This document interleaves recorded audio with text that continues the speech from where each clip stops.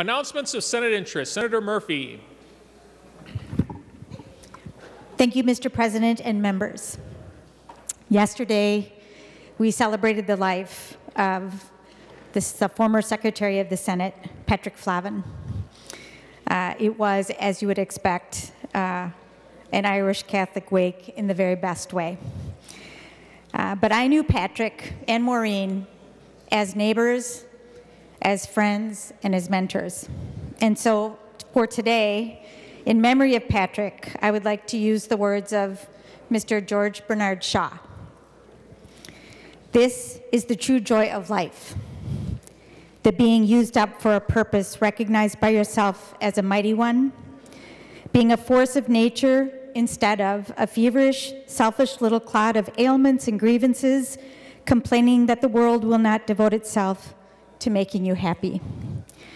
I am of the opinion that my life belongs to the community, and as long as I live it, it is my privilege to do for it whatever I can. I want to be thoroughly used up when I die, for the harder I work, the more I live. Life is no brief candle to me. It is a sort of splendid torch, which I have got a hold of for a moment, and I want to make sure it burns brightly as possible before handing it on to future generations. I am certain that Patrick's wife, Maureen, greeted Patrick at the gates, her eyes full of joy, her bright smile, and a to-do list of the things necessary to shape the place up. Sláinte, faithful warrior, Patrick Flahaven. Thank you. Senator Dibble. Thank you, Mr. President. I wanted to share some memories of Secretary Flahaven as well. Thank you, Senator Murphy, for kicking us off. Only a few of us now, I think, served with him. He retired in 2009. He started service in this chamber in 1973, so he was both the youngest at the time and then at his retirement the longest serving parliamentarian secretary of a chamber like this in state government. My memory of him and the overwhelming sense of the remembrances yesterday at Union Depot were that he was very, very highly respected. He was highly regarded as a parliamentarian who was very even-keeled, very level-headed, lent a very calm demeanor. Colleen knows, she served for a long time with him, Mike as well. As raucous as this chamber gets, which is nothing compared to the other chamber, but once in a while it gets a little roller coaster-y in here. He was always very calm. And Roger Moe, who was the longtime majority leader, remembered how he would try to get favorable rulings and favorable advice whispered into the ear of the president, and Pat Flahaven simply would not shape or shade his advice for those rulings to favor one party over the other. If the presence of his former staff is any evidence, and some of the remembrances from them, he was very, very warmly regarded by his staff as well, which I think is great testimony to his demeanor. I remember him personally as so kind, so dignified, and lent such an air of the culture that we value and highly regard in this institution. I know that he was nationally renowned. He served as the head of the parliamentary professional associations. He served on the Masons Manual Committee. He gave advice as well internationally to other parliaments around the world. So he was just an exemplar of public service, of long standing, and he will be missed, and our state is a better place for Pat Flahaven and his service. Thank you, Mr. President. Senator Uyghur. Thank you, Mr. President, members. I first met Patrick Flahaven in 1973 when I was an intern here, and the internship was with Senator Jerry Hughes, who was the education chair and the president of the Minnesota Senate. Obviously, as you know, Mr. President and Secretary Ludeman, there is a very close relationship. You're a lifeline as the Secretary of the Senate and with the President, and so I would often see meetings between Senator Hughes and Patrick Flahaven as an intern.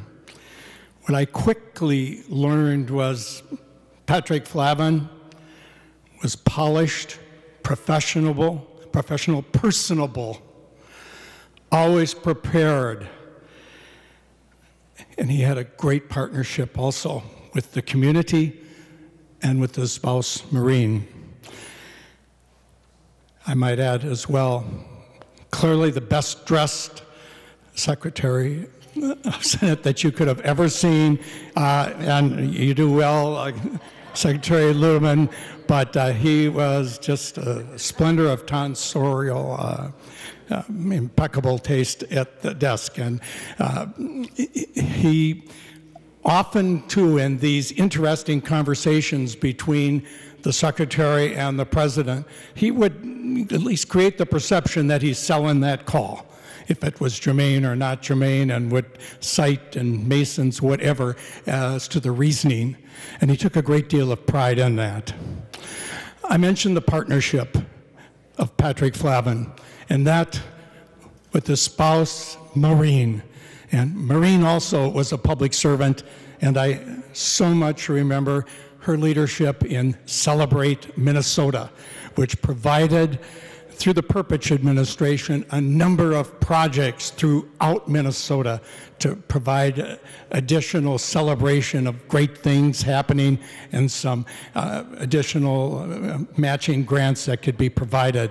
It was so competitive, the great deal of pride that went into that.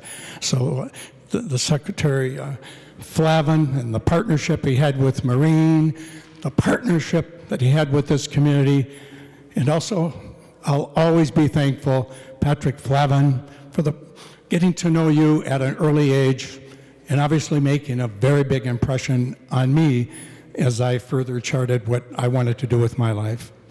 Thank you, Mr. President. Senator Rest.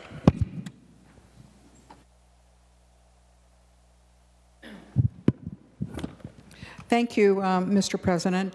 I first met Patrick Flahaven when I entered this chamber in 2001, and I'll never forget what he said to me. He held up this book, and he held up the Senate rules, and he said, "Learn these rules. Learn these rules, and you will be a credit to the Senate, to your district, and to your colleagues." And the President, I think, the current President will appreciate this, as well as the Secretary. When sorry, that's my phone. When the President has made a ruling, be very sure of your grounds if you're going to challenge it. Very sure of your grounds if you're going to challenge it, and you do that by knowing the rules. And that is advice, I think, that is worn well in this chamber. I've had the privilege when Senator Pappas was the president to serve as Senate President Pro Tem. And I remembered greatly trying to make the fairest rulings possible so that they would not be challenged, not only by the opposite party, but by members of my own party. So that is, it's not always a partisan challenge, by the way.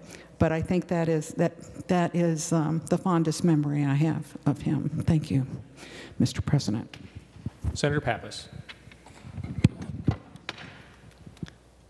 Thank you, Mr. President. Like Senator Uyghur, I knew Pat Flahaven for a very, very long time. He was Irish Catholic in the days that was kind of a dominance force here at the Capitol. And he was certainly very familiar and friendly with the priest at St. Paul Cathedral, who he could call at a moment's notice to come down and do the prayer for the day. He was very big. I have just a few funny stories. All the wonderful things people said about him I agree with and are true, but I have a few funny stories. So he was very big on tradition, and there was a tradition that the Senate secretary would take all the newbies out to lunch at the St. Paul Hotel, which was pretty cool to do. That was fun. But one thing where tradition kind of caught up with us, we had a little bit of a conflict in which I said, why is it that we only order stationery? Why don't we order note cards like we did in the House? Well, you can't say that about the House, right, over in the Senate. And his response was, well, maybe we'll consider that in the future sometime, but this is the way we do it in the Senate, and Senator Pappas, you're going to have to learn the Senate culture. Thank you, Pat Flahaven, for teaching me the Senate culture. Senator Senjum. Thank you, Mr. President. Members, it's fun to reminisce about frankly, an incredible person, at least from the standpoint of a new senator that arrived here in 2003 and walked around this room and read the inscriptions and wondered what I'm doing here. You go out and campaign, knock on doors, walk through alleys, and so on and so forth. Get doors slammed on you, and all of a sudden you're here, and you think about this place, and again you revel in the idea of all the people that came before you. But that is just to say that as you walked in here, as I walked in here, I remember, if you will, I don't know if they call it freshman orientation or whatever it was, my first, I think, visit into the chamber, there was Pat Flahaven, and Pat absolutely made you feel welcome. I think I could say that for any of us that were there in that orientation in 2003. And again, we're wondering where we were and what this was all really about. But from that day forward, you could walk in this chamber and Pat would always make you feel welcome. As I remember, a minority leader, of course, you get more engaged in the Secretary of the Senate as you get like more responsibility and so on and so forth. But there too, he was always there to be supportive and to offer certainly advice, if not information, about certain sequences that might be happening on a certain day. But he was always there, always welcoming, always smiling as you walk down this aisle.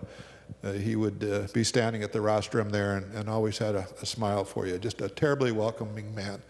And Senator Rest, I'm thinking about rules, and I suppose he gave me a rule book. I don't know.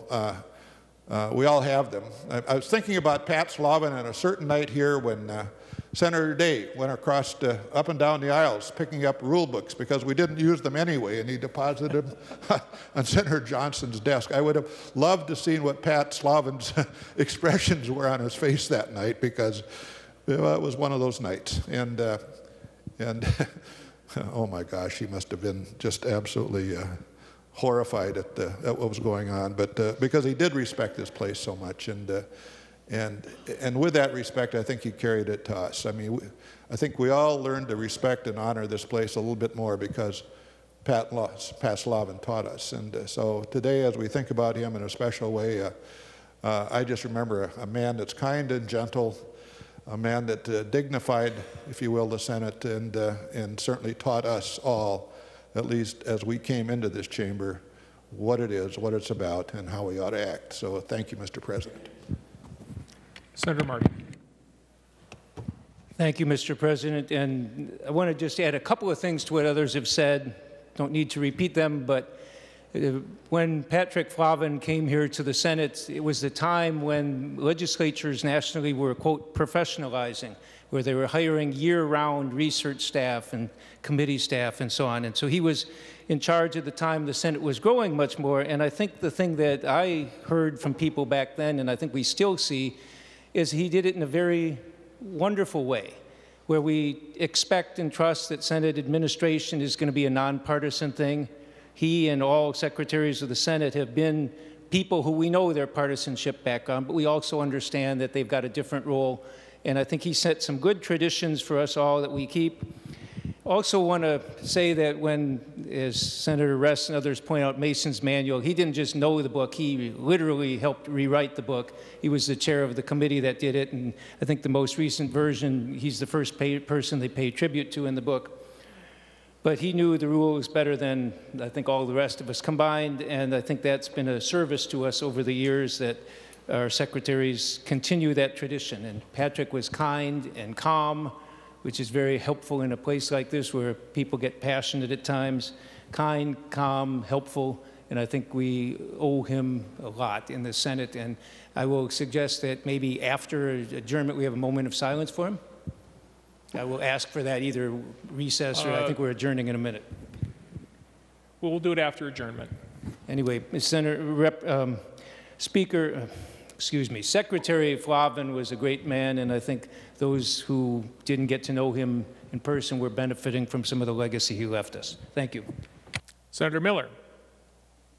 Thank you, Mr. President, members. And I am looking at my Mason's Legislative Manual 2010 edition, and Senator Marty was absolutely right.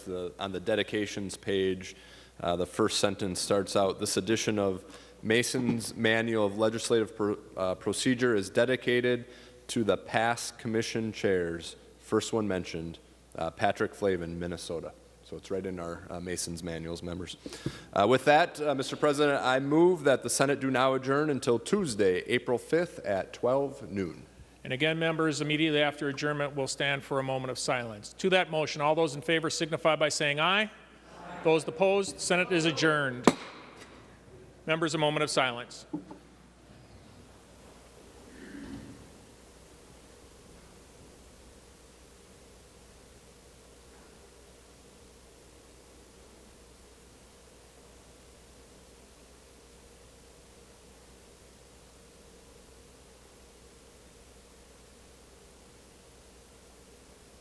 Thank you, members.